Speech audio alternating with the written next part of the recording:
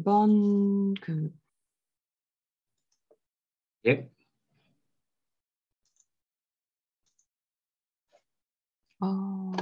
죄송합니다. 슬라이드 쇼가 중단이 됐네요. 네, 됐습니다. 네, 이번 국어 교과서 토론하기라는 책 1권은 사실 기존의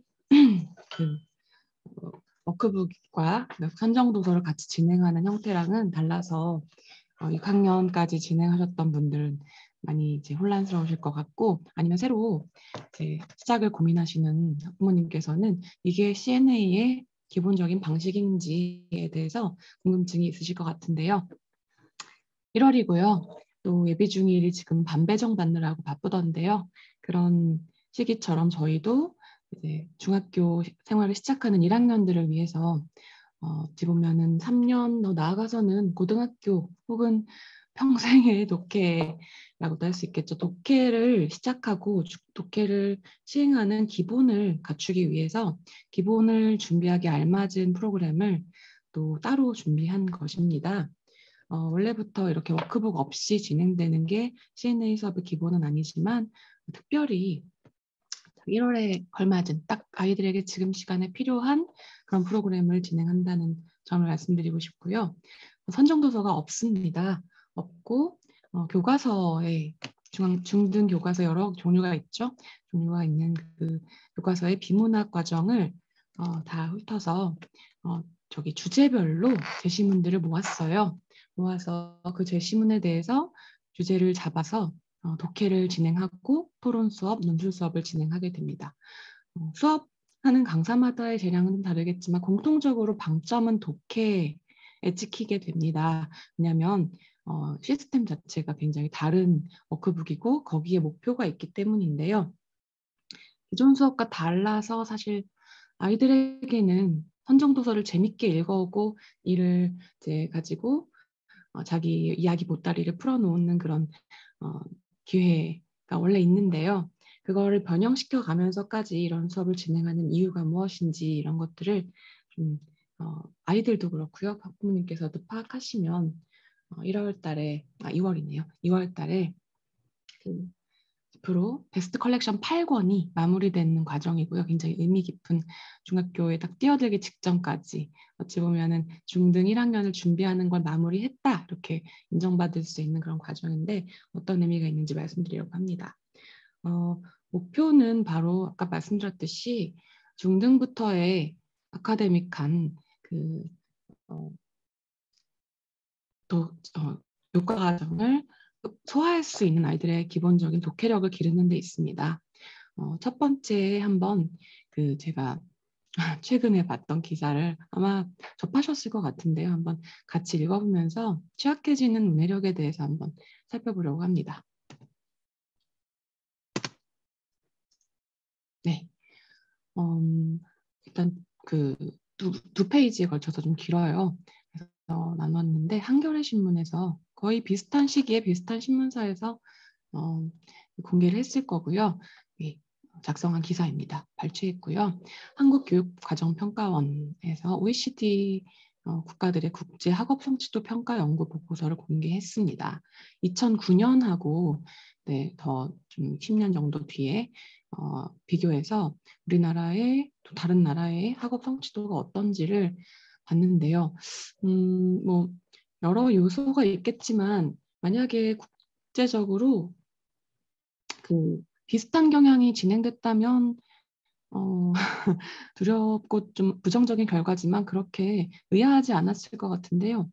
3년 주기로 실시하는 걸 한 10년 격차를 봐서 비교해 봤더니 두 번째 단락을 보시면요.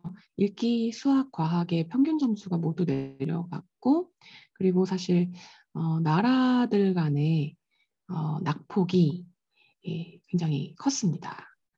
또 여기서는 뭐 한겨레 신문 얘기도 하고 가정 간의 이제 소득 격차에 따라서도 어떤 낙폭이 있다는 걸 얘기했는데 저는 거기서 생략했고요. 두 번째 페이지 보시면요. 전반적으로 읽기 능력의 성취가 낮아졌다고 합니다. 복합적 텍스트 읽기 어려움을 겪는 것으로 나타났다. 필요한 정보를 찾을 수 있게 문장의 의미를 그대로 이해하는 능력, 5개국 중에 가장 큰 하락폭을 보였다라고 하고요. 문항별로 다른 저자가 쓴 복합적인 유형의 자료를 읽고 평가해서 의견을 적거나 여러 자료를 검토하거나 하는 그런 문항의 정답률이 낮았다라고 합니다. 하나의 텍스트를 읽는 거는 지표가 안 나왔기 때문에 알 수 없지만 어렵지 않게 하지만 그 같은 주제에 대해서 다양한 의견을 얘기할 때 이게 어떤 포인트에서 다른가 아주 단순하게 흑백 논리로 찬반으로만 나누지 않고 다양한 관점으로 어떤 사람들이 어떤 얘기를 하고 있는가를 좀 복합적으로 파악하는, 심층적으로 분석하는 그런 능력이 떨어진다는 얘기겠죠. 그래서 2006년에 1위를 기록하기도 했지만 주기를 거듭하며 하락하고 있다. 읽기 목적이 분명한 상황에서 과제 중심 독서를 해나가면서 문제 해결적 독서가 필요하다 했는데요. 사실 CNA에서는 계속해서 그런 프로그램을 시행하고 있다고도 말씀드리고 싶습니다. 그리고 그거에 있는 사실 방향 제시와 방법 제시가 필요하겠죠. 그냥 텍스트를 주면서 계속 이거를 1년에 52권 읽으면 실력이 좋아질 거야 라고 말할 수는 없으니까요. 그래서 저희가 이제 그걸 사실 매달마다 혹은 매년마다 할 수는 하긴 어렵죠. 그래서 1권, 2권으로 국교토를 진행하면서 국어 교과서 토론하기를 진행하면서 이렇게 방법을 제시하는 방향을 제시하는 그런 과정을 준비해 드리고 있는 건데요. 네, 다음 페이지 보겠습니다. 네, 독해 방법을 모르는 채로 독해를 하기 때문에 사실 저희도 2학년 때 아니면 1학년 말에 이렇게 참가한 아이들, 수업에 참여하기 시작한 아이들이 부교재로 수능 비문학 문제를 풀 때 이럴 때 보면 문제를 풀 시간을 한 10분 정도 주고 한 3문제 정도를 풀고 나서요. 그다음에 해설을 들어가는데 그 1번 동그라미의 내용이 어디에 있니? 몇 달랑 몇 번째 줄에 있니? 라고 물어보면 못 찾아요. 방금 5분 전에 10분 전에 본 문제인데도 보지 않고 그냥 줄글로 쭉 큰 글을 읽고 나서 이런 내용이겠거니 하고 감으로 텍스트를 소화했다고 생각하고 문제를 풀죠. 그렇게 되면 사실 제일 많이 하는 게 이게 왜 답인 것 같니? 라고 얘기하면 그냥요. 왠지 이렇게 말을 하게 되는데요. 그런 독해법을 사실 도중에 바로잡아 주기가 참 힘들어요. 그래서 물론 계속해서 반복적으로 독해의 방법은 굉장히 세밀해야 하고 중심 문장 찾기부터 키워드 찾기가 이제 중요하다 그러면서 계속해서 숙제를 내주고 있긴 하지만 이걸 한번 정리하는 과정을 거치는 게 굉장히 차이를 많이 만들더라고요. 방법을 차근차근 익혀야 하고요. 무엇보다 우리도 사실 수학 개념을 배우고 나서 비슷한 문제를 한 30개, 20개 풀면서 네, 그 단원의 개념을 내고들을 만드는데 네, 국교토도 마찬가지입니다. 한 주가 아니라 4주 동안 계속해서요.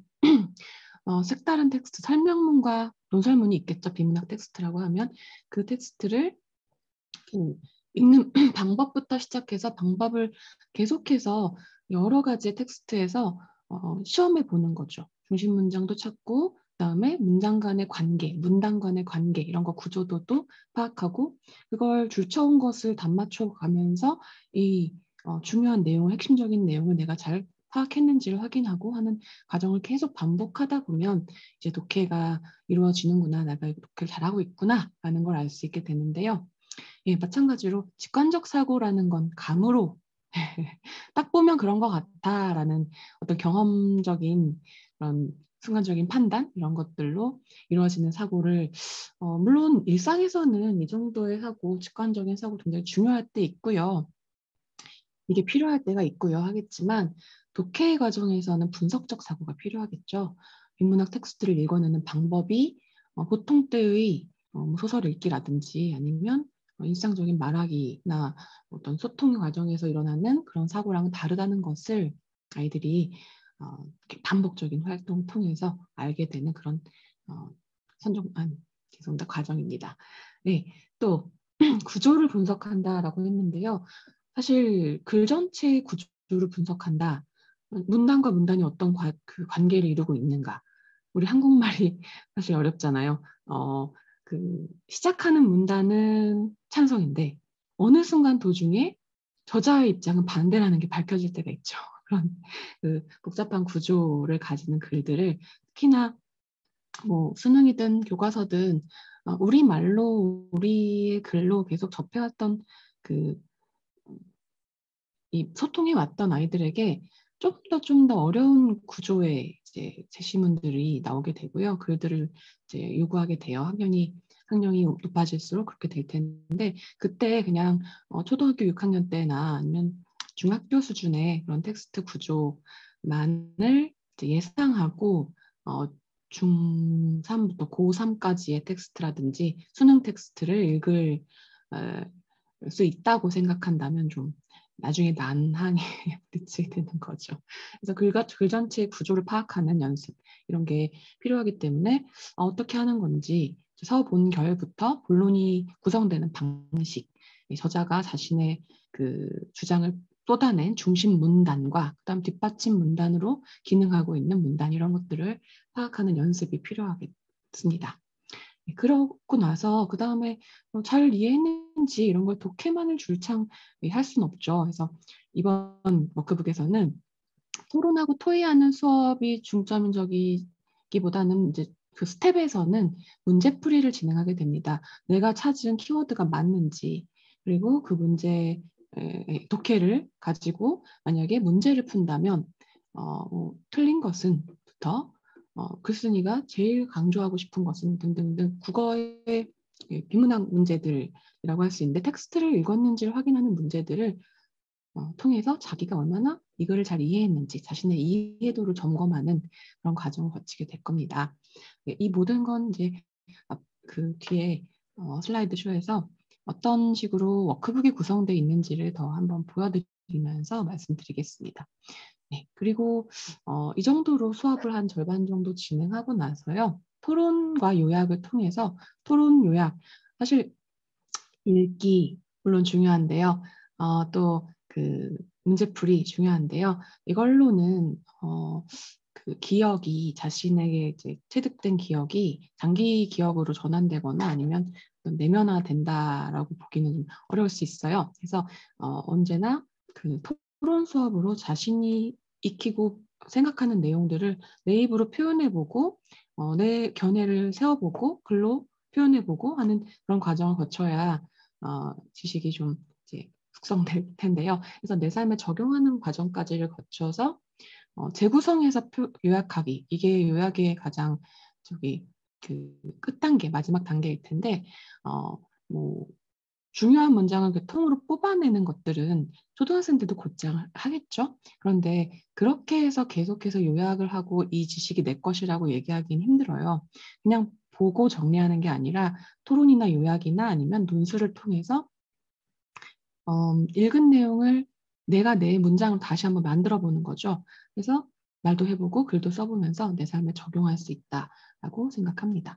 이 과정을 이제 수업 시간에 이 국어 교과서로 토론하기라는 도서를 통해서 시행하게 될 텐데요. 다음 한번 보여드리겠습니다. 좀 작아서 화면을 좀 키우시고 보셔야 될 수도 있는데, 아이고. 네. 처음부터 1주차에 거의 이제 도서 워크북의 흐름을 보여드리는 페이지들입니다. 처음은 설명하는 글에 이해해서요. 1주차, 2주차는 설명문에 대한 개념 이런 것들 전달하고 있고요. 이걸 이해하고 나서는 두 번째 페이지죠. 15페이지라고 되어 있는 이런 문제를 풀게 됩니다. 이게 핵심어다라는 걸 뽑아낼 수 있는지 예시 문제를 보시면 아실 수 있겠죠.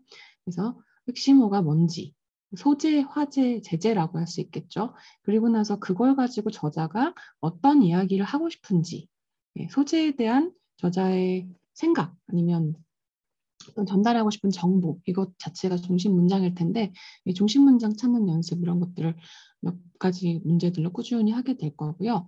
그리고 나서 세 번째 페이지 봐주시면 이제 다시 이걸 긴 텍스트에 적용하게 되죠. 그래서 보시면 분홍색 처음, 중간 1, 중간 2 이런 식으로 단락 구성이 되어 있고요. 아이들이 아직 구조도를 제대로 자기가 찾아낼 수 없어서 그 교재에서 힌트를 주고 있는 거죠. 그리고 나서 그 빨간색 옆에 조그맣게 파란색 으로 네모 비슷한 그 끝 모서리가 둥근 네모가 보이실 거예요. 문단 번호가 있는데요. 문단 번호대로 사실 요약은 그리고 텍스트 이해는 문단 단위로 이루어져야 하는데 아이들이 그냥 쭉 읽고 '아 이런 내용이겠구나.'라고 생각하는 걸 이제 바꾸도록 좀 전환하도록 요청을 해야 되는 상황에서 문단 번호를 주고 나서 문단 단위로 핵심어 찾고 중심 문장 찾는 것부터가 이 교재에서는 숙제가 됩니다. 이 교재 이후로는 사실 2학년, 3학년도 마찬가지인데요. 워크북에서 어떤 텍스트를 읽든 간에 문단 단위로 핵심어를 찾고 중심 문장을 찾아와서 그다음에 문제를 풀 수 있도록 즉 이 단계에서 했던 독해의 연습이 계속해서 시행이 될 수 있도록 얘기를 하고 있습니다. 그래서 예를 들면 이 석빙고의 비밀이라는 텍스트에서는 서론, 변론, 결론 물론 다 쉽진 않았지만 결론까지 쭉 읽고 나서요. 중심 문장과 핵심어를 찾은 걸 가지고 아직 아까 말씀드린 구조도를 사실 다시 생각해 보면서 내용이 어떻게 전개되고 있으며 무엇이 중심 문단이고 무엇이 뒷받침 문단인지 핵심 문장은 뭐고 거기에서 더 나아가서는 어떤 게 예시로 등장하는지 아니면 과정으로 등장하는지 인과관계로 등장하는지 등등을 분석하는 그런 과정을 거치겠죠. 설명문이니까요. 네. 그리고 나서 그다음 네 번째로 여기선 첫 번째로 드린 사진에서는 이걸 가지고 정확하게 내가 독해를 했는지 중심 문장과 핵심어를 제대로 골랐는지를 보게 됩니다. 그러면서 반복적으로 독해 연습을 하게 되는데 이 문제도 그렇고요. 언제나 아이들이 제대로 글을 읽으면 모든 문제의 중심 내용을 그리고 요구하는 바를 아주 쉽게 해결할 수 있어요. 근데 내가 만약 꽂힌다 그러죠. 네. 나의 주관적인 생각으로 핵심어를 잘못 고르거나 내가 글의 방향을 잘못 파악하거나 하면 문제풀이를 통해서 '어 내가 파악한 중심 문장과 구조로는 이 문제를 해결할 수가 없구나.'라는 거를 깨우치게 됩니다. 그러면서 자기 이해도를 점검하고 교정하게 되는 거죠. 그래서 두 번째도 마찬가지로 이 석빙고 관련된 텍스트에 관련된 문제가 이제 문제를 드렸는데 이런 식으로 문제 풀면서 단답형의 단어 채우기부터 그다음에 그 3번 같은 문제, 2번 같은 문제 이런 것들은 좀 길게 서술형 문제죠. 그죠? 이어질 내용을 완성해 본다거나 그래서 단락의 앞뒤에 나오는 맥락에 맞는 내용을 좀 더 추리해 본다거나 더 상상해 보거나 혹은 아이디어를 제시하는 그런 저희가 학원에서 원래부터 하던 토의식 문제도 같이 사고학장 문제도 같이 다루게 됩니다. 네. 이렇게 해서 토론과 논술은 말씀을 드리진 않았는데요. 여기에 쉽진 않았는데요. 토론 논술은 예, 교과서에서 지금까지 이게 스텝 1, 2, 3로 이루어져 있어요. 1, 2, 3에서 다른 주제를 각각 다뤄보고요. 다양한 텍스트들에 대한 독해를 해보고 그다음에 독해 연습 다 끝났으면 이제 그 내용을 토대로 조금 다른 활동을 진행하게 되는 거죠. 그래서 찬반으로 나눌 수 있는 쟁점을 찾아서 제시문들을 제공해 놨습니다. 그 제시문을 똑같은 독해 방법으로 읽고 나서 찬반 팀을 나눠서 4명, 4명씩 셋업 토론을 진행하게 됩니다. 셋업 방식으로 입론을 제시하고 교차조사, 반박, 최종 변론까지 이렇게 진행해서 아이들 재밌어하는 토론을 통해서 배운 지식, 읽은 내용을 한번 자기 입으로 이제 말해보게 하는 그런 과정 거치게 됩니다. 비슷한 주제 혹은 다른 주제일 때도 있는데 논설문 쓰기도 진행하면서요. 자연스럽게 배운 내용을 요약도 해야 되고요. 녹여내서 자기 의견을 논증 방식으로 펼쳐내야 되는 그런 수업이 진행될 예정입니다. 4주 동안 사실 아이들이 굉장히 힘들어하기도 해요. 워낙 기초를 익힌다는 게 사실 김연아 선수도 피겨스케이팅 할 때 기초 연습만 정말 오랫동안 하고 그리고 링크에 나가 있는 시간은 좀 짧잖아요. 근데 그 연습이 뒷받침되어야 하는데 그걸 힘들어하기도 하지만 사실은 2월 달부터 베스트 컬렉션 8권부터 진행을 해서 1학년을 준비하는 그런 과정을 할 수 있는 게 저의 경험적으로는 아이들을 많이 지도해 보면서 몇 년간 굉장히 도움되는 그래서 줄을 치라고 하면 새로 들어온 아이들에게 워크북에 국교토가 아닌 다른 워크북에 줄을 쳐와야 해, 중심 문장을 찾아와야 해, 그래야 독해력이 늘어. 그리고 너도 알게 될 거야. 뭐 이렇게 줄을 쳤을 때 문제를 더 쉽게 풀 수 있어. 어떤 대답을 해야 되는지, 왜냐하면 얘기하는 바를 알고 나서 자기 생각을 전개할 수 있기 때문에 참고가 되는 거죠. 그런 거를 얘기했을 때 아이들이 국어교과서 토론하기를 접해본 아이들은 사실 맞다는 걸 알고 이제 어떻게 보면 해야 될 필요성을 느끼고 이제 시행을 합니다. 근데 사실 국교토를 하지 않은 아이들에게는 그 습관을 들게끔 하는 게 참 오래 걸리고 힘들 때가 많더라고요. 그래서 어찌 보면 어렵고 지겹고 한 과정일 수도 있지만 강사의 재량껏 이제 토론 같은 재미있는 활동도 해가면서 진행하는 그런 과정입니다. 이번 과정이 다른 과정과 조금 형식적으로 달라서요. 그 숙제하는 것부터 그다음에 습관을 들이는 것까지 과정에서도 좀그 격려와 칭찬이 많이 필요하기도 한 그런 과정입니다. 다음은 주차별로 어떤 내용이 구성되어 있는지인데요. 아마도 비슷하게 1주차부터 4주차까지 말씀드린 방식대로 독해를 연습할 수 있는 텍스트가 여러 주제로 주어지고 나서 그다음에 토론과 글쓰기가 진행되는 그런 수업으로 생각하시면 될 것 같은데요. 1부는 아까 말씀드린 그 서핑고 포함되는 주차로 인간과 과학이라는 주제로 과학 관련 비문학 제시문들이 이제 편집되어 있습니다. 그리고 나서 토론은 로봇 관련된 토론이고요. 2부 2주차의 경우는 일상과 문화에서요. 비문학에도 사실 과학 같은 아니면 사회 경제 법 같은 것이 아니라 문화적인 그 텍스트도 있어서요. 예술과 문화, 일상 이런 것들을 엮어서 텍스트 접해본 다음에요. 퓨전한복 관련된 토론 재미있게 진행합니다. 3주차, 3부는 자연과 환경이고요. 예, 교과서에 환경 관련된 텍스트 아주 다양하게 나와 있고요.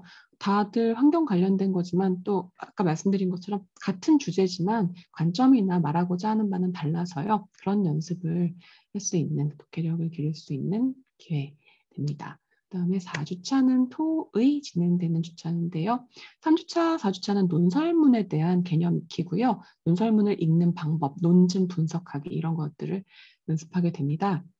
그래서 다양한 논증의 방법 익히면서 귀납 아니면 연역 아니면 유비추론이죠. 그런 것들을 익히기도 하고 논설문을 논증으로 한번 분해해 보기도 하고 하는 그런 활동하게 되고요. 그리고 빈곤국가 학교를 짓는 후원은 한다면 어떻게 해야 할까라는 토론 아니고 토의 수업으로 진행된 다음 글쓰기를 진행하는 주차입니다.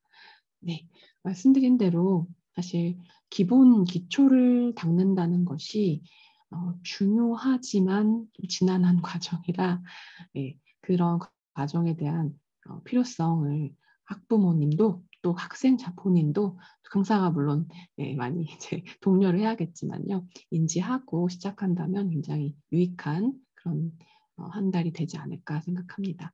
감사합니다. 예, 고맙습니다. 자, 예비 중1이었고요. 예비 중2 프로그램 안내 부탁드리겠습니다.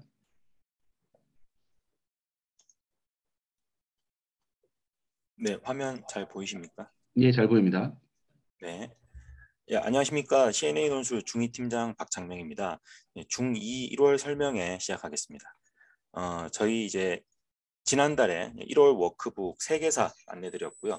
이번 달 워크북은 이제 저희가 과학으로 보는 세상이라는 제목으로 통합과학에 대해서 수업을 하게 됩니다. 그래서 지금 중1 이 팀장님께서 말씀해 주신 그 워크북이랑 지금 저희가 하는 워크북은 조금 이제 방향성이나 구성은 조금 다른 부분이 있어서 이제 제 설명의 내용은 요 2월 통합과학의 컨셉과 선정 도서에 대해서 말씀을 드리고 그 다음에 이 중2 워크북의 어떤 구성 단계에 대해서 설명드리면서 저희가 수업 내부에서 어떤 목표를 가지고 있는지 어떻게 수업을 진행하게 되는지 그 부분에 대해서 말씀을 드리겠습니다. 자, 이번 2월 워크북 통합과학의 학습 목표는 크게 3가지입니다. 그래서 과학 교과 과정과 연계해서 학생들이 다양한 과학 지식과 교양을 습득하게 하는 것, 그리고 선정 도서의 내용을 같이 읽어보면서 어떤 기술 만능주의적 시각에서 벗어나서 기술 탐구와 활용에 있어서 우리가 어떤 윤리적 기준을 지켜야 하는지 그 부분에 대해서 성찰해 보는 거. 그다음에 선정 도서 내용을 바탕으로 이런 기술적인 문제들이 더 발전되거나 우리의 현대 사회가 직면한 그런 문제들이 극복되었을 때 미래 사회가 어떤 변화를 겪게 될 것인지 그 부분에 대해서 한번 상상을 해보고 또 파생될 수 있는 문제점에 대해서 대응 방안을 학생 나름의 관점에서 한번 탐구해 보는 것을 목표로 하고 있습니다. 그리고 원래는 이거 코로나 이전이죠. 코로나 이전에는 보통 이제 새학기 시작하고 3월 초에서 4월 말에 이르는 한 2달 정도를 이제 일선 학교들에서 보통 교내 과학탐구 토론 대회를 개인 발표 내지는 팀 발표로 이렇게 하게 되는데 이번 코로나가 시작되고 나서 이렇게 단체 발표 내지는 토론 회의를 하는데 좀 어려움이 있습니다. 그래서 어떤 학교들은 이런 부분을 그냥 스킵해버리고 또 어떤 학교들은 이걸 이제 온라인을 활용해서 개인 프레젠테이션 발표 쪽으로 약간 좀 방향을 바꿔서 그대로 진행하는 학교들도 있어요. 그래서 또 학교 생활 중에 이런 이제 참여 활동 할 때 좀 도움이 되게끔 저희가 과학과 관련된 어떤 현안을 다루는 문제라든가 과학 윤리 이런 부분에 대해서 좀 선정 도서를 골라서 학생들이 좀 교양을 쌓는 데 도움이 되게끔 그렇게 안배를 하고 있습니다. 중등 교과 목차랑 연계하는 과정에서는 이제 중등 교과 과정에서 배우는 과학 1, 2, 3에서 좀 다양한 단원들 연계하려고 했고요. 그리고 이제 중2 올라와서 앞으로 이제 고등학교 통합과학에서도 사실 연계되는 부분들이 좀 있기 때문에 이런 부분들도 좀 저희가 고려를 해서 수업 중에 학생들한테 이런 부분 안내를 하고 그래서 과학 부분에 대해서 다양한 지식을 좀 쌓아놓는 게 앞으로 통합 고등학교 올라가서 과학 공부를 할 때도 밑바탕이 된다. 이런 부분을 설명하고 넘어갈 수 있도록 도서 안배를 했습니다. 1주차는 찰스 다윈이 쓴 종의 기원에 대해서 청소년용으로 각색한 도서를 읽게 됩니다. 작년쯤에 사이언스 북스에서 종의 기원 원전이 다시 번역돼서 출간된 부분이 있는데요. 가장 좋은 방법은 원전을 읽고 그 부분에 대해서 꼼꼼하게 독해를 하는 부분이겠으나 종의 기원 작년에 이제 새롭게 나온 부분이 한 650페이지 정도 되고 문체라든가 어휘의 수준이라든가 이런 부분이 지금 중학교 2학년 막 올라온 학생들이 바로 읽고 독해하기에는 좀 무리가 있습니다. 그래서 원전을 읽는 건 좋지만 그거를 어떤 가이드 없이 사전 가이드 없이 바로 읽게 되면은 오히려 학생들이 독서에 대한 흥미도라든가 그 주제에 대한 어떤 탐구심이 더 떨어지게 될 문제도 있기 때문에 이런 부분에서는 좀 청소년용으로 각색된 버전을 읽는 게 더 낫겠다 싶어서 이 책을 선정했고요. 특히 이 책 같은 경우는 단순히 이제 책에 있는 어떤 진화론에 대한 내용뿐만 아니라 찰스 다윈의 생애 이제 비그로를 타게 되면서 어떤 탐구 과정을 겪었는가, 종의 기원을 하나의 이론으로 집필하는 과정에서 어떤 과학적 사고 탐구 과정을 겪었는가, 이 진화론이 발표되고 나서 이제 유럽 근대 사회에 어떤 파급력을 끼쳤는가 이런 부분들이 굉장히 좀 스토리텔링식으로 잘 전개가 돼 있기 때문에 과학 중에서도 생물학이나 이런 부분에 관심 있는 친구들은 이제 진로 탐구 독서로도 굉장히 가치가 있는 책이라고 할 수 있겠습니다. 그래서 이 책으로 이제 수업 목표는 진화론의 내용과 그 사회적 영향력에 대해서 알고 이제 다윈이 강조한 어떤 종 다양성의 가치 그리고 이런 내용을 바탕으로 어떤 미래 인류의 진화한 모습에 대해서 함께 상상해 보는 것을 목표로 하고 있습니다. 첫 번째는 이제 진화론 내용을 한번 보면서 이 자연 선택에 따른 생물의 진화 과정이라는 게 우리가 일반적으로 알고 있기에는 약육강식, 적자생존이라는 키워드로 많이 이야기를 하는데요. 그런 적자생존이라는 것이 어떤 개념인지를 함께 읽어보면서 학생들의 이제 책 읽은 내용을 정리할 수 있도록 안배를 합니다. 그리고 두 번째는 이 진화론이라는 게 이제 과학 서사에서 패러다임 변화라고 할 수 있는 아주 근본적인 변화를 가지고 왔는데 그 패러다임 변화가 무엇이고 진화론이 끼친 이 변화는 그러니까 사회에 끼친 영향은 어떤 것인지 한번 정리를 해보고요. 그 다음에 이 진화론 이론을 설명함에 있어가지고 종의 다양성, 생물 다양성이 어떤 영향을 끼치고 그래서 그 내용을 정리하면서 현재 우리 사회에서도 생물 다양성을 잘 지켜나가고 다른 동식물 종의 멸종을 막는 것이 왜 우리에게 중요한 일인지를 이해할 수 있는 시간을 가져보려고 합니다. 그리고 세 번째는 진화론 이후의 역사 전개 과정에서 사회 진화론이라는 일종의 변종 이론이 등장해서 이게 서구 열강의 제국주의 팽창의 어떤 밑바탕이 되는데 그 사회 진화론이 실제 다윈의 진화론은 어떻게 오독한 부분이 있었으며 이제 21세기 현대인의 입장에서 이런 식의 오독을 막기 위해서는 이제 이론의 내용을 어떻게 파악해야 되는지 이렇게 좀 성찰적인 읽기를 한번 해보고요. 그 다음에 마지막에는 이제 수업 내용을 정리해서 몇 가지의 시나리오를 던져준 다음에 미래 인류의 진화 방향에 대해서 한번 자기 생각을 정리해보고 학생들끼리 논의해보면서 서로의 어떤 상상력을 비교해보는 시간을 가지려고 합니다. 2주차는 10대와 통하는 생물학 이야기라는 책입니다. 이 책은 이제 1주차 종의 기원의 연장선상에서 이어진다고 생각하시면 되는데요. 종의 기원에서 시작된 이제 생물학 이론이 맨델의 유전학을 거쳐서 이제 20세기, 21세기 현대로 들어오면서 어떻게 분화되었는지 이론의 전개 과정에 대해서 먼저 쭉 설명을 하고, 또 이 책의 특징 같은 경우는 그렇게 21세기로 넘어오면서 생물학이 어느 정도로 세분화되어 있고, 그렇게 세분화된 생물학 이론들이 이제 과학 기술과 만나서 현대 사회에서 어떻게 활용되고 있고 응용되고 있고 어떤 잠재력을 지니고 있는지 이런 부분들을 굉장히 좀 기술적인 부분도 세세하게 설명을 합니다. 그래서 1주차에서 스토리텔링 부분에 좀 열심히 읽었던 친구들은 이 책에서 상대적으로 난이도가 조금 더 어렵게 느껴질 수 있지만 그런 현대 사회에서 활용할 수 있는 기술적 부분들을 굉장히 좀 세밀하게 소개를 하고 있기 때문에 오히려 진로 독서로서의 가치는 좀 더 높다고 평가할 수도 있겠습니다. 그래서 이 책의 이제 학습 목표는 진화론에서 시작된 생물학의 발전 양상을 통사적으로 쭉 살펴보고, 이걸 바탕으로 이제 현대 사회에서 생물학과 관련된 다양한 이슈들을 한번 짚어보면서 생태계와 인류의 바람직한 공존 방향에 대해서 논의해보는 것을 목표로 하고 있습니다. 첫 번째는 다윈의 진화론과 맨델의 유전학이 이후 생물학의 발달에 어떤 이론적 기여를 했는지 한번 점검해보고요. 두 번째는 이런 생물학과 관련된 현대 사회 이슈 중에서 이제 선정도서에서 나온 내용을 저희가 선별을 해서 이제 살충제의 사용, 그리고 지금도 많이 논란이 되고 있죠. GMO 식품의 어떤 개념과 그 GMO 식품이 우리의 식생활에 어떤 영향을 끼치는지 그런 논란에 대해서 쟁점을 한번 이해해보고 자기 생각을 정리해보는 것을 목표로 합니다.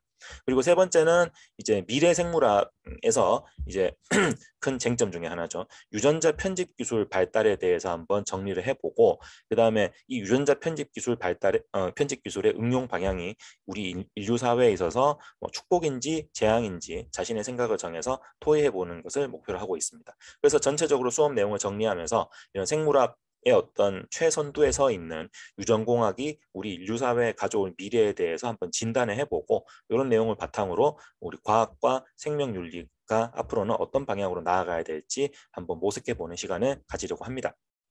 3주차는 이제 나쁜 과학자들이라고 해서요. 최근에 이제 동물 실험 관련해서 좀 이제 윤리적 쟁점을 다루는 그런 이야기들이 많이 나오고 있는데, 이제 동물 실험만큼이나 사실 많이 이제 반복되어 왔던 게 인체 실험이죠. 인체 실험 같은 경우는 이게 이제 뭐 인종이라든가 어떤 계층이라든가 이런 사회적 편견과 맞물리면서 어떤 특정 계층에게 사전 고지 없이 인체 실험을 진행한다든가 이런 비윤리적인 사건들이 많이 발생하고 있는데, 그래서 이런 인체 실험의 어떤 역사적 전개 과정에 대해서 한번 알아보고 이걸 바탕으로 어떤 과학자가 갖춰야 할 어떤 윤리 기준에 대한 자신의 생각을 말하는 것을 목표로 하고 있습니다. 그래서 먼저 첫 번째에서는 이제 이 인체 실험에 대해서 어떤 식으로 옹호를 할 수 있는가, 공리주의적인 관점에서 한번 평가를 해보고, 다만 이제 인류 사회 전체의 어떤 편익을 위한 목적에서 합리화를 할 수는 있겠지만은 실제로 인체 실험이 실행되는 과정에서 그 실험의 대상이 어떤 사회적 약자에 대해서 한정될 경우 사회적으로 어떤 문제가 발생할 수 있는지 한번 비판적으로 읽어보는 그런 시간을 가지고요. 그 다음에 이제 특정 개인을 대상으로 해서 뭐 세포나 유전자를 채취해서 실험을 해서 그 실험의 이 성과를 거두었을 때 그 실험의 결과로 인해서 어떤 상업적 이익을 창출할 수 있을 때 그 이익에 대한 분배 권리가 누구에게 있는지 이제 학생들의 의견을 한번 들어보는 시간을 갖고요. 그 다음에 이제 수업 선정 도서와 수업 내용을 정리해서 수감자의 감형을 조건으로 하는 인체 실험, 그러니까 뭐 인체 실험에 참가한 죄수에 대해서 형량을 깎아준다든가 이런 부분들이 이제 인체 실험의 어떤 신속한 전개와 효율성을 위해서 어쩔 수 없는 현실적 선택인 건지, 혹은 이 범죄자가 져야 할 사회적 책임에 대해서 온전하게 집행하지 않는 그런 문제가 있는 건지, 둘 중에 어떤 걸 더 중시할 건지에 대해서 토론을 한번 해보고요. 이제 맞춤아기 출산이 가져올 어떤 사회적 파급 효과, 그리고 그 부분에 대해서 어떻게 대응을 해야 될 것인지 자신의 생각을 표현해서 글을 써보는 시간을 갖습니다. 4주차는 이제 뭐 과학 탐구 토론 대회에서도 많이 나왔고, 그리고 현실적으로 지금 계속 실시간으로 진행되고 있는 기후 문제에 대한 이야기를 할 건데요. 이 책 같은 경우는 이제 기후 문제에 대한 개념과 현실적으로 일어나는 여러 문제들, 그리고 그 문제를 이해하기 위한 쟁점들에 대해서 좀 굉장히 다양한 의견과 사례들을 가지고 오면서도 이제 책 분량 자체는 굉장히 압축적으로 구성되어 있기 때문에 학생들이 기후 문제에 대해서 쉽게 이해를 할 수 있다라는 생각에서 저희가 선정을 했고요. 이제 이 책을 가지고 수업 목표는 지구 전 차원에서 발생하는 기후 문제의 어떤 개념에 대해서 이해를 하고, 이제 지속 가능한 발전의 관점에서 어떤 해결 방법을 생각해 보는 거. 그러니까 막연하게 기후 문제를 해결하기 위해서 우리가 이때까지 누려온 기술 진보를 모두 포기하자, 이런 극단적인 환경 만능주의적인 관점으로 가는 게 아니라, 어떤 현재 우리가 누리고 있는 삶의 질은 계속 유지를 하면서 앞으로 이제 이제 학생들 입장에서도 앞으로 미래 사회의 변화를 겪어야 될 입장이고, 그 이후에 후손 세대까지 어떤 지속 발전 가능한 발전을 할 수 있는가, 이런 관점에서 좀 이렇게 종합적인 대안을 생각할 수 있도록 하는 것을 목표로 하고 있습니다. 첫 번째는 이 지구 온난화를 비롯한 기후 문제에서 가장 핵심이 되는 탄소 배출. 탄소 배출이 왜 기후 문제와 연결이 되는지 한번 이해를 해보고, 그것과 관련해서 탄소 발자국이라는 개념어를 이해해보는 시간을 갖습니다. 그리고 두 번째는 농업이 보통 이제 자급자족형인 어떤 생존의 개념에서 벗어나서 본격적으로 대량 생산을 통해서 수익 창출을 노리는 본격 식량 산업으로 바뀌면서 지구 환경에 어떤 영향을 끼쳤는지 한번 이야기를 해보고요. 그래서 이런 탄소 배출이라든가 식량 산업으로의 전환이 기존의 지구 시스템이 이제 대기권, 직권, 수권 이런 부분에서 에너지의 상호 교환을 통해서 원만하게 작용하고 있는 부분이 있었는데, 그 부분을 어떻게 파괴하게 되었는지 그거를 이해하고요. 그래서 이 문제를 해결할 수 있는 해결 방안을 한번 고민해 봅니다. 그리고 마지막에는 이제 수업 내용을 총 정리해서 이제 학생들 이렇게 팀을 만들어서 이제 기후 변화를 막기 위한 청소년 모임이라고 가정을 하고, 이제 그레타 툰베리가 그랬던 것처럼 이제 이 친구들이 이제 유엔을 비롯한 국제기구 활동에 참여를 해서 세계 각국의 정상들에게 이제 환경 문제의 심각성을 호소하고 본격적인 행동을 촉구하는 어떤 선언문을 이제 만들어서 한번 발표해보는 그런 시간을 가지게 됩니다. 자, 마지막 5주차는 전체 수업 내용 정리하고, 이제 학생들 입장에서는 조금 기술적인 이야기들, 이론적인 이야기들 위주로 많이 나오면은 그 부분에 대해서 또 피로감을 호소하는 학생들이 좀 있기 때문에, 이제 SF 소설을 이제 마무리격으로 한번 읽으면서 조금 이제 학생들 마지막에 연착륙할 수 있게 해주고, 그 다음에 학생들이 좀 상상력을 자유롭게 펼칠 수 있는 시간을 가지려고 합니다.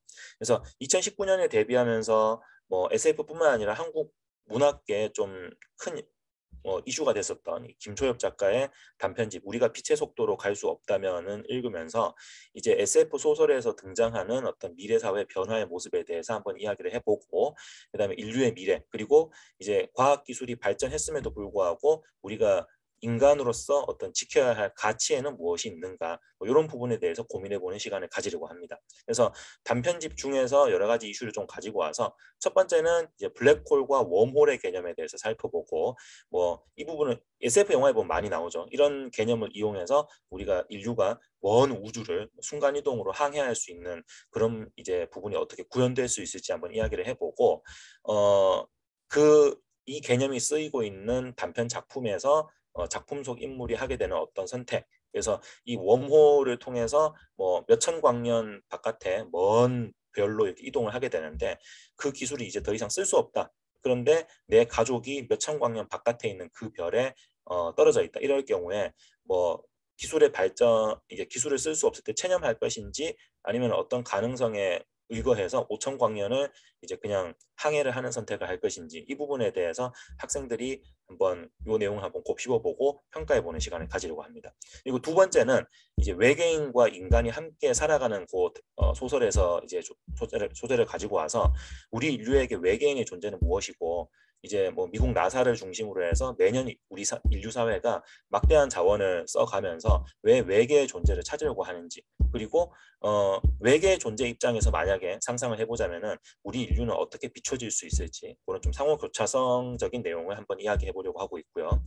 그 다음에 세 번째는 이제 요 김초엽 작가가 일단 여성이고 장애를 가지고 있는 사람입니다. 그래서 자신의 어떤 그런 환경을 좀 많이 반영을 했던 모양인지 이 작품에 나오는 주요 인물이나 화자들이 뭐 여성이라든가 뭐 장애를 가지고 있는 사람이라든가 좀 사회적 소수자인 경우가 많아요. 그래서 이 작품들에서 사회적 소수자를 중심 인물로 내세우는 어떤 그 이유에 대해서 학생들이 한번 생각을 가지고 보고 들어보고 이런 소수자들이 어떤 과학 기술이라는 일종의 무기를 손에 쥐게 아이템을 손에 쥐게 되었을 때 그걸 바탕으로 자신의 사회적 영향력이라든가 신체적 약점을 어떻게 극복하고 가능성을 확장할 수 있는지 그런 부분에 대해서 한번 이야기를 나눠보려고 합니다.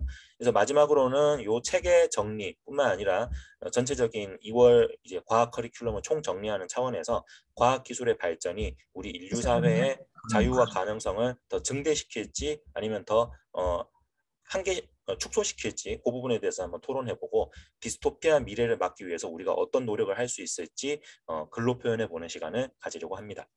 이렇게 선정도서 말씀드렸고 그 다음에 이제 저희 워크북의 구성과 이제 수업 방향에 대해서 말씀드리겠습니다. 크게 세 파트로 구성이 되어 있습니다. 어휘 부분이 있고요. 그 다음에 독해 부분이 있고 그 다음에 책의 내용에 대해서 뭐 논의하고 토론하는 그런 부분이 있는데요. 어휘 부분 같은 경우는 저를 포함해서 수많은 선생님들께서 이제 부모님들과 상담을 진행하게 될 때 그리고 일선에서 학생들을 가르치게 될 때 가지게 되는 문제의식을 바탕으로 만들었습니다. 일단은 저희가 수업을 하면서 바로 알 수 있는 거는 학생들이 특히 이제 한자어를 중심으로 하는 그런 개념어들을 굉장히 숙지가 안 돼 있는 경우가 많다. 그리고 나중에 뭐 책 검사를 하거나 하면서 학생들한테 따로 이렇게 물어보게 되면은 그 단어의 뜻에 대해서는 이야기를 할 수 있는데 그 부분을 평소에 대화를 하거나 글을 쓸 때 전혀 활용을 하지 않는다. 뭐 멀리 갈 거 없이 뭐 어머님들께서 부모님들께서 학생들 이제 카카오톡이라든가 그 외에 뭐 SNS를 통해서 다른 친구들과 소통하는 거를 이렇게 한번 보시면은 이 친구들이 이제 문장을 어떻게 쓰는가, 단어를 어떻게 쓰는가, 이걸 보시면 알 수 있으실 거예요. 그래서 이제 뭐 쉽게 말씀드리면 머릿속에 어쨌든 뭐 암기라든가 이런 걸 통해서 세이브는 돼 있는데 그거를 평소에 활용을 하지 않으니까 필요한 순간에 로딩이 되지 않는 그런 문제, 이런 부분들이 있어서 이 이말아니에서는 이제 선정 도서 내에서 학생들의 어떤 수준을 감안해서 좀 이런 부분을 알고 있어야 되겠다라는 개념으로 좀 숙지를 시키고 단순히 그런 단어 숙지와 암기에서 벗어나서 예문 활용을 하고 그 부분을 한번 쭉 수업 내에서 발표를 하게 함으로써 자기가 알고 있는 단어를 문장 내에서 어떻게 적확하게 구사를 할 수 있는가 그런 문장 응용력을 한번 연습을 시키고 그 다음에 선정 도서 내용과 관련된 한자성어도 좀 숙지를 하면서 종합적으로 학생들의 어휘력을 신장시키는 것을 목표로 하고 있습니다. 그래서 문제의 유형은 이렇게 크게 세 가지로 나오는데요. 첫 번째는 아까 말씀드린 것처럼 선정 도서에 나오는 여러 어휘 중에서 이제 중2 수준에는 이런 정도는 알고 있어야 된다 하고 저희 이제 강사진들끼리 토의를 거친 단어들을 이렇게 선정을 하고 나서 이게 문제 예시를 보시면 아시겠지만 단순히 괄호에 단어를 채워 넣기 하는 데서 끝나는 게 아니라 그걸 바탕으로 반드시 예문을 한번 만들어 보도록 합니다. 그리고 이걸 수업에서 저희가 수업을 할 때에는 이렇게 이제 문제 쓴 거를 그냥 확인하고 동그라미 치고 끝나는 게 아니라 그 예시 문장을 학생들이 쭉 한번 발표를 하게 시켜놓고 왜냐면은 학생들이 이제 이 단어를 가지고 예시문을 만들 때 좀 뭐 기계적으로 접근하거나 아니면은 문장 쓰기가 아직까지 익숙하지 않은 친구들은 굉장히 문장을 단순하게 쓰는 경우가 많아요. 예를 들어서 뭐 탄식하기도 했다라고 하면은 이거를 그냥 예시문을 그는 탄식했다 뭐 이런 식으로 아주 짧은 식으로 쓰거나 혹은 문장을 쓸 때 무엇 무엇 하다 무엇 무엇이다라고 쓸 수 없는 그런 단어들에도 그냥 기계적으로 갖다 붙여서 만드는 경우가 많기 때문에 이런 문장들을 한번 수업 내에서 발표하면서 점검을 해보고 만약에 그런 부분에서 비문이 나오는 경우에는 저희 강사들이 그 부분에 대해서 꼼꼼하게 짚어주면서 단어를 문장에서 쓸 때는 어떤 식으로 접근을 해야 된다라는 거를 한번 점검을 하고 넘어갈 수 있도록 그렇게 합니다. 그 다음에 두 번째는 이제 좀 더 난이도가 높고 책의 중심 소재와 연결되는 단어들을 따로 가지고 와서 그 단어의 정확한 뜻을 이해할 수 있도록 줄치기 문제를 하고 있고요.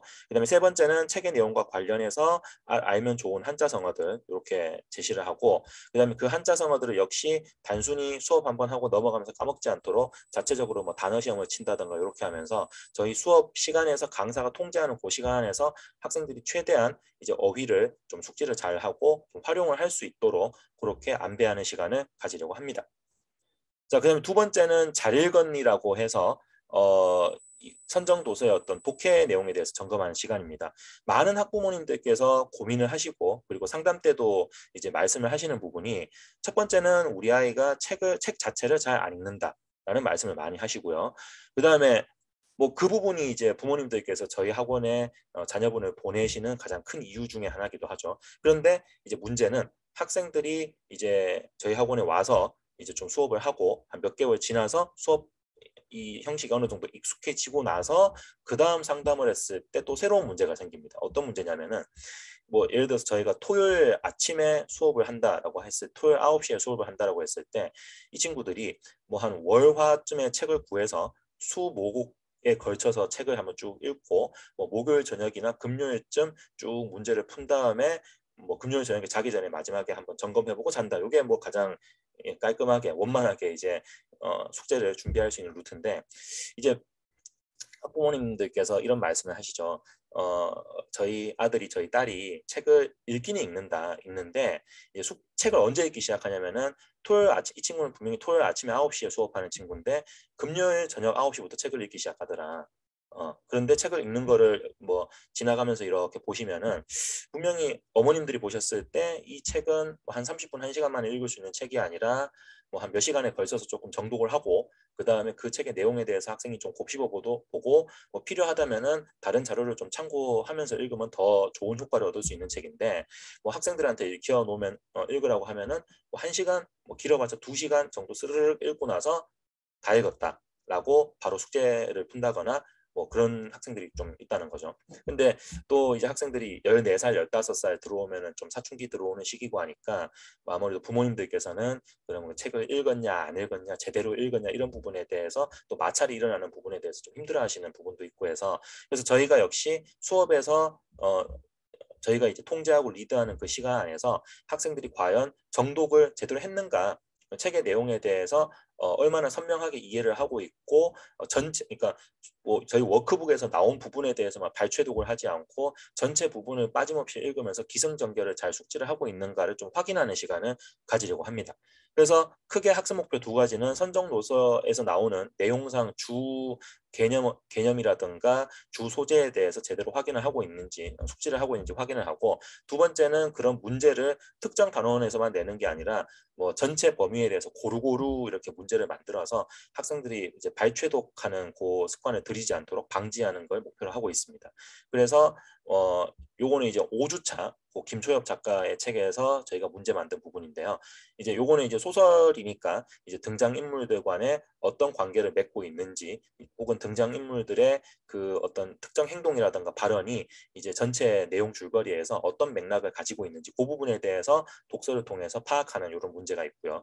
그 다음에 주요 사건 전개 과정이나 독해 여부에서 OX 문제라든가 객관식 문제를 통해서 이제 뭐 세세한 부분까지 꼼꼼하게 파악을 하고 있는지 독해 여부를 확인하고 마지막으로 이제 책의 내용에 대해서 뭐 짧게는 구절, 길게는 문장을 좀 이렇게 주관식으로 직접 적게 해서 서술형 문제 푸는 연습도 좀 시키고 선정 도서 내에서 중요한 내용에 대해서 사실관계를 잘 숙지하고 있는지 확인하는 그런 절차를 거치려고 합니다. 그래서 이런 과정을 통해서 뭐 독해 여부에 대해서 확인을 하고 학생들이 어느 정도 필요한 수준의 어휘를 익혔다는 게 이제 확인이 됐을 때 이제 그 다음에 넘어가서 저희가 하는 게 이제 토의, 토론, 발표 이런 부분들이죠. 그래서 이제 말해볼까에서는 첫 번째 그러니까 세 가지 학습 목표가 있습니다. 첫 번째는 선정 도서에 나오는 내용 발췌하고 그 다음에 그 내용과 연계해서 또 외부 지문을 가지고 와서 학생들이 책의 내용과 연계해서 또 다른 좀 확장된 지식을 고루고루 습득할 수 있도록 하는 걸 목표로 하고요.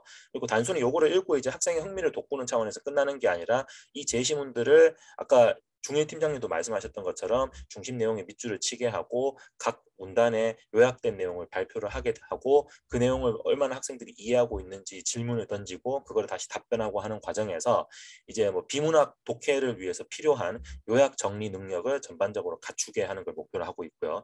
마지막 세 번째는 이제 지식을 습득하고 그 내용에 대해서 꼼꼼하게 요약 정리가 됐다면은 그걸 바탕으로 이제 책의 내용을 에 대해서 학생이 얼마나 추론을 할 수 있는가, 혹은 학생이 이제 책의 내용에 대해서 조금 반대 의견을 가지고 있다거나 비판적으로 다가갈 수 있는 지점이 있다면은 저희가 그 부분 캐치해서 학생들이 그런 다양한 좀 관점에서 책에 대한 자기 이야기를 할 수 있도록 그렇게 안배하는 것을 목표로 하고 있습니다. 그래서 이렇게 제시문이 보통 외부 지문이랑 선정도서 내용이랑 이렇게 혼합을 해서 나오고 있고요.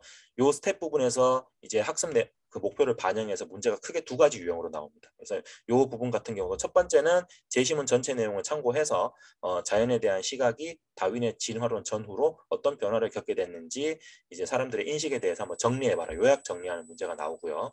그 다음에 두 번째가 이제 제시문과 선정도의 도서의 내용을 참고해서 요약 정리가 잘 되어 있다는 걸 전제로 해서 이제 진화론의 형성에 종 다양성이 어떤 영향을 끼쳤는지 정리해보고, 그걸 바탕으로 현대 사회에서 종 다양성이 무너지게 된다면 어떤 문제가 발생할 수 있을 것인가. 그래서 이런 식으로 이제 추론을 할 수 있게 문제를 구성을 하고요. 그다음에 또 이런 부분에서 좀 우려가 되는 부분이, 학생들이 이렇게 길게 자신의 생각을 적는 문제가 나왔을 때 좀 단락 단위로 완결된 문장으로 자신의 내용을 표현하지 못하고 단순히 단어 몇 개를 적는다든가 아니면 짧게 구절을 적는다든가 이런 친구들이 있어요. 그래서 그런 부분들은 수업 내에서 저희가 점검을 하면서 만약에 문장의 어떤 양적인 부분, 뭐 논리의 완결성 부분에서 부족한 면이 있다면은 이제 강사의 가이드에 따라서 문장을 다시 보충하고, 그게 필요하다면은 이제 부모님들과의 상담 내지는 협의를 통해서 수업 전후 시간을 활용해서 이제 완결된 문장으로 다시 쓰기 연습을 한다든가 이렇게 해서 좀 이제 자신의 생각을 그냥 한번 던지고 끝나는 게 아니라 좀 체계적으로 발표를 할 수 있게끔 안배하는 시간을 가지게 됩니다. 그리고 이런 내용을 바탕으로 해서 전체적으로 마무리를 하면서 뭐 토론 내지는 활동, 그리고 논술 글쓰기를 하게 됩니다.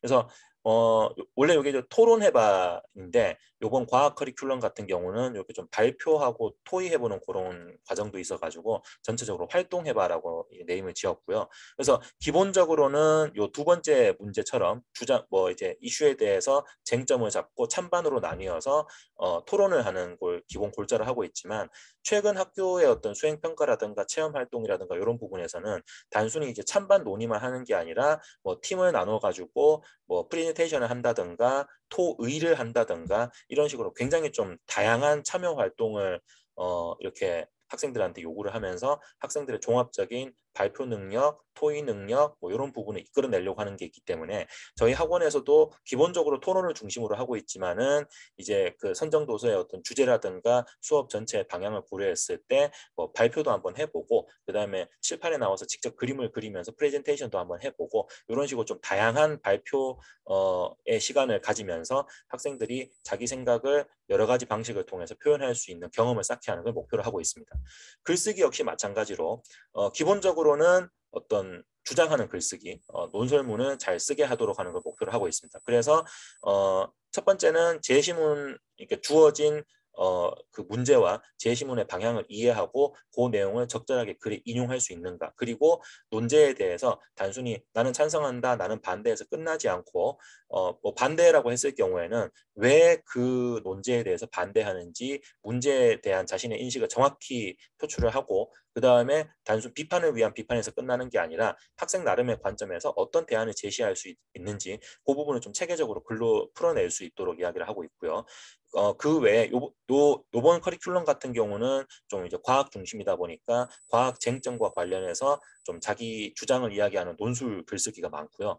만약에 다른 커리큘럼 그 다음 달이나 들어가서 문학이라든가 이런 부분을 할 때에는 뭐 소설 내용에 대해서 다시 한번 써보자, 내지는 소설의 등장인물 중에 주인공 외에 다른 사람의 관점에서 한번 재구성해보자, 이런 식의 좀 다양한 글쓰기를 같이 병행을 하면서 학생들이 가지고 있는 문학적인 상상력도 좀 더 확장을 하고 그런 부분들을 좀 이렇게 긴 분량의 글로 좀 표현을 하면서, 역시 토론과 마찬가지로 학생들이 다양한 형식의 글쓰기를 저희 수업 시간에 체험하고 갈고 닦는 시간을 가지게 하는 것을 목표로 하고 있습니다.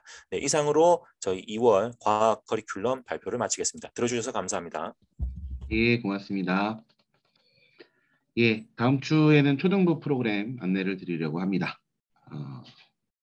1월 17일이고요. 그리고 설명절 잘 보내시고 2월 설명의 일정 2월 14일부터 2월 21일, 28일 이렇게 3회 준비되어 있습니다.